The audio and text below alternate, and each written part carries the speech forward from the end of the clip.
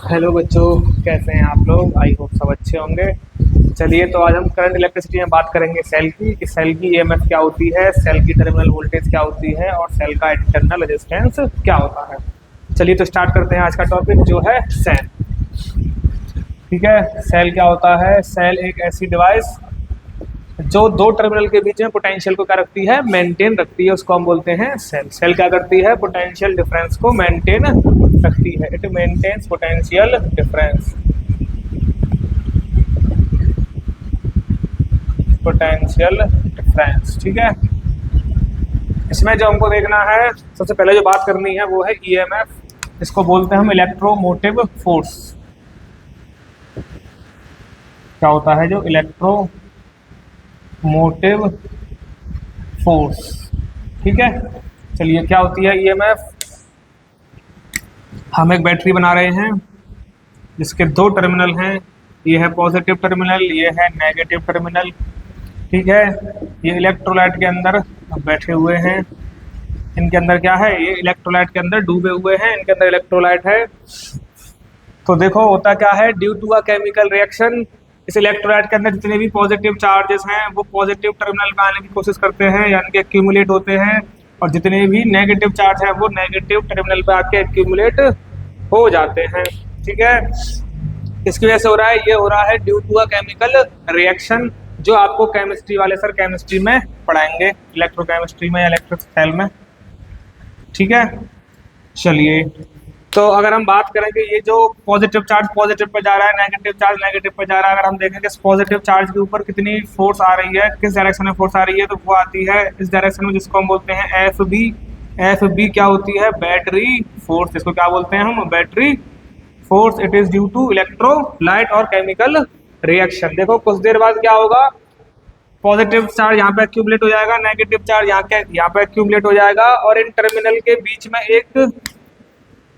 एक electric field setup हो जाएगा जो कि होगा ए से B, from A to B. अगर हम बात करें इस इलेक्ट्रिक फील्ड की वजह से इस पर कितनी फोर्स होगी पॉजिटिव चार्ज में, तो वो होगी एफ ई, जो कि होगी इलेक्ट्रिक फोर्स। ठीक है, एफ ई क्या है? एफ ई है इलेक्ट्रिक फोर्स। ठीक, ये चार्ज कब तक एक्यूमुलेट होंगे टर्मिनल्स के ऊपर? जब तक F B will be equal to F E. जैसी दोनों फोर्स बराबर हो जाएंगी चार्ज के ऊपर, उसके बाद चार्ज कहीं भी फ्लो नहीं करेगा। ठीक है, फिर इसके ऊपर एक पोटेंशियल डिफरेंस क्रिएट हो जाएगा टर्मिनल के ऊपर। जो प्लेट ए है इस पर अगर पोटेंशियल को हम मान लें V प्लस, और जो प्लेट B है उस पर अगर हम पोटेंशियल को मान लें माइनस V नेगेटिव। ठीक है, तो इनके बीच का पोटेंशियल डिफरेंस क्या होगा? तो जो पोटेंशियल डिफरेंस इनके बीच में आएगा वो होगा V plus minus minus V minus, which will be V plus plus V minus. ठीक है, अब ये EMF क्या होती है? ठीक है, तो इसकी बात कर लेते हैं। अगर हम बात करें कि work done in moving charge from B to A, terminal B to terminal A by F B, जो कि है बैटरी फोर्स, तो वो W बराबर क्या होगा? अगर इन दोनों के बीच का सेपरेशन है स्मॉल d, तो क्या होगा? वो होगा एफ बी इंटू डी, है ना। अगर हम निकालें work done per unit charge, अगर हम निकालें work done per unit charge, वो क्या होगा? वो होगा W अपॉन Q, और वो किसके बराबर आएगा? F B into D upon Q। यही जो W अपॉन Q आया, ये जो आई है हमारी वैल्यू, इसी को बोलते हैं हम E, और E क्या है हमारा? Electromotive force, electromotive force. और हमको ये भी पता है कि जो potential difference between two points होता है वो क्या होता है? Work done upon work done per unit charge, वो भी वर्क डन पूरे पर यूनिट चार्ज होता है। यानी कि EMF is nothing but a potential difference between two terminals. ठीक है, यानी कि जो EMF है वो कुछ नहीं है, वो पोटेंशियल डिफरेंस ही है, जो कि इन टर्मिनल के बीच में कितना आया है? प्लस V माइनस, ये होता है EMF। ठीक है, EMF कुछ नहीं है, EMF दो बैटरी के दो टर्मिनल के बीच में क्या है? पोटेंशियल डिफरेंस है, when battery is not connected to any circuit. यानी कि जब सर्किट कैसी है अपनी? ओपन सर्किट में बैटरी की जो पोटेंशियल डिफरेंस है वही क्या होता है? EMF। इसकी यूनिट क्या होगी, क्योंकि ये पोटेंशियल डिफरेंस है तो इसकी ऐसा यूनिट होती है वोल्ट। क्या होती है? वोल्ट। ठीक है, देखो इसको हम प्रूव भी कर सकते हैं कि ये इक्वल्स टू बी आती है, बहुत आसान है, कुछ नहीं है। देखो F B equals to F E, ठीक है। ये कहानी कब होगी, जब पूरा चार्ज स्टेब्लिश हो गया होगा, दोनों फोर्स इक्वल हो जाएंगे, उसके बाद कोई भी फर्दर चार्ज एक्यूमुलेट नहीं होगा, ना ए पे होगा ना बी पे होगा। अगर दोनों साइड पे मैं डी का मल्टीप्लाई कर दूं, ठीक है, ठीक है, कर दिया, तो ये क्या मेरे पास आ रहा है, F B into D. F E क्या होता है, क्यू ई इंटू डी। अब देखो ई इंटू डी क्या होता है, हमको पता है डेल्टा वी इक्वल्स टू होता है ई इंटू डी, है ना। तो क्या मैं ई इंटू डी की जगह डेल्टा वी पुट कर सकता हूँ? बिल्कुल। तो F B into D equals to delta V into Q. तो डेल्टा वी इक्वल्स टू क्या आ रहा है, F B into D upon Q, which is equals to E M F, यानी कि डेल्टा वी ही क्या है अपना, ई एम एफ है। क्योंकि ये केमिकल जो है, इलेक्ट्रोलाइट का जो केमिकल रिएक्शन है, उसकी वजह से यहाँ पे फोर्स डेवलप हुई है, इसीलिए इसको क्या बोल देते हैं हम, इलेक्ट्रोमोटिव फोर्स। बाकी ये कोई फोर्स नहीं है, ये क्या है, ये सिंपल एक पोटेंशियल डिफरेंस है between two terminals of battery when circuit is open. ठीक है, इसको नोट करिए, फिर हम आगे बात करेंगे इंटरनल रेजिस्टेंस की। सेल के अंदर जो इंटरनल रेजिस्टेंस होता है उसकी बात करेंगे, आप इसको नोट कीजिए।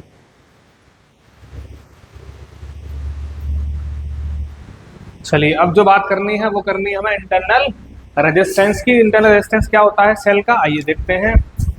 अगर हम एक सर्किट बनाते हैं,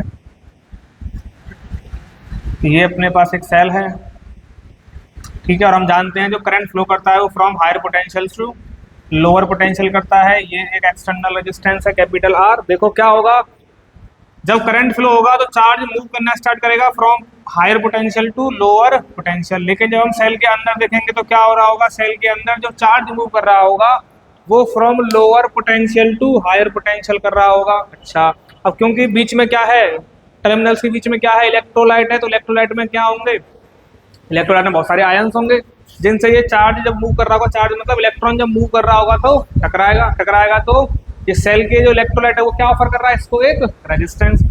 तो इंटरनल रेजिस्टेंस क्या है, रेजिस्टेंस ऑफर्ड बाई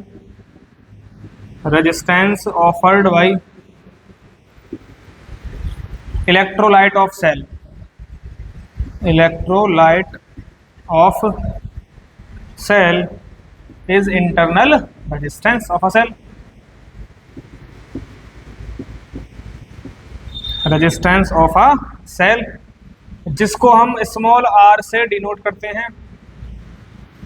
ठीक है, इसमें इंपॉर्टेंट क्या है कि ये जो स्मॉल r है किन किन बातों पर डिपेंड करता है, तो factors on which internal resistance depends. बात करेंगे factors on which internal resistance depends. ठीक है, किन किन बातों पर इंटरनल रेजिस्टेंस डिपेंड करता है, तो पहली बात तो नेचर ऑफ इलेक्ट्रोलाइट, कैसा इलेक्ट्रोलाइट है, नेचर ऑफ इलेक्ट्रोलाइट। ठीक है, दूसरी बात होती है कंसंट्रेशन, जो इंटरनल रेजिस्टेंस है वो प्रोपोर्शनल होता है किसके, कंसंट्रेशन के। सी क्या है, concentration of electrolyte, concentration of electrolyte.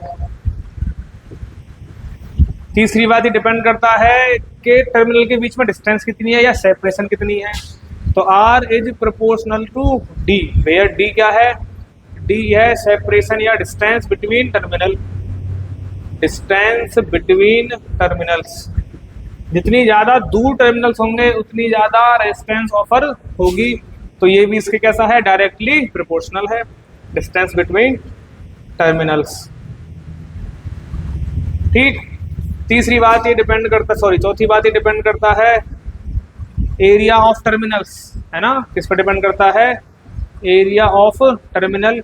जितने बड़े टर्मिनल के एरिया होंगे उतना रेजिस्टेंस कम ऑफर होगा। ठीक है, ये क्या है, area of terminal, area of terminals. ठीक है, और लास्ट बात, अगर टेम्परेचर को हम कम करते हैं, अगर टेम्परेचर को हम डिक्रीज करते हैं तो इंटरनल रेजिस्टेंस की वैल्यू बढ़ जाती है, क्योंकि हम टेम्परेचर को कम करेंगे तो concentration of electrolyte will increase, so R will also increase. ठीक है, तो ये होता है इंटरनल रेजिस्टेंस। इसकी यूनिट क्या होगी, क्योंकि एक रेजिस्टेंस है तो इसकी यूनिट भी क्या होगी, ओम। इसकी यूनिट भी होती है ओम।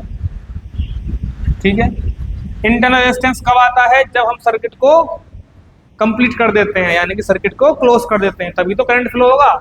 जब तक करंट फ्लो नहीं होगा तब तक कोई भी इंटरनल रेजिस्टेंस बैटरी के अंदर नहीं आएगा। ठीक, इसको आप नोट कीजिए। फिर हम बात करेंगे टर्मिनल वोल्टेज के बारे में।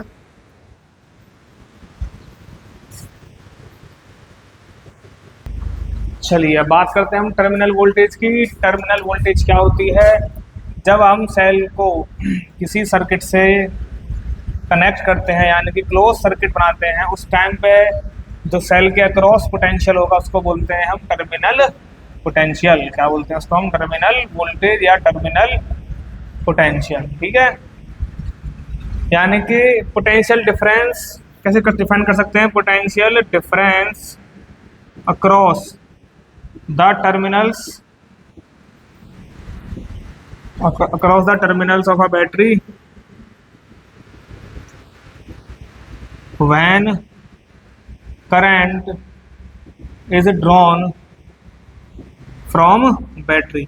जब बैटरी से करंट ड्रॉन किया गया है, जब बैटरी ने करंट को ड्रॉ किया है, उस टाइम पे जो बैटरी के अक्रॉस पोटेंशियल डिफरेंस है उसी को बोलते हैं हम टर्मिनल वोल्टेज। ठीक है, terminal voltage will always be less than EMF, है ना। जो V होगी वो ऑलवेज लेस देन होगी ईएमएफ के, क्योंकि जब V आती है, जब करंट ड्रॉन होगा बैटरी से, तो उसके साथ हमको एक क्या मिलेगा, इंटरनल रेजिस्टेंस मिलेगा, है ना, जिसकी वजह से ईएमएफ की वैल्यू थोड़ी सी घट जाएगी, और वही वैल्यू हमको, वही जो वैल्यू घट रही है, जो टोटल वैल्यू मिल रही है EMF minus potential drop due to internal resistance, वही क्या होगी हमारी टर्मिनल वोल्टेज। अगर हम रिलेशन निकालें,